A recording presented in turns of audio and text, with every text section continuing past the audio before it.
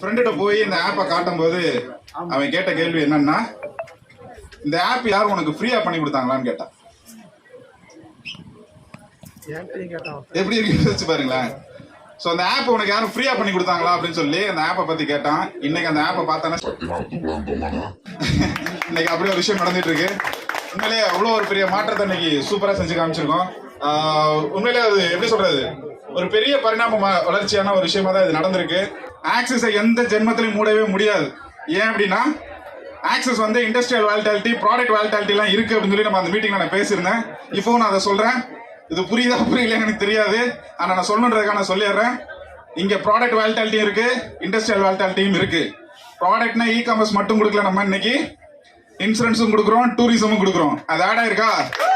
நாளைக்கு எது வேணாலும் நம்ம ஆப்ல ஆட் ஆகும். எந்த ப்ராடக்ட் வேணாலும் நம்ம ஆப்ல ஆட் ஆகும், எந்த இண்டஸ்ட்ரி வேணாலும் நம்ம ஆப்ல ஆட் ஆகும்.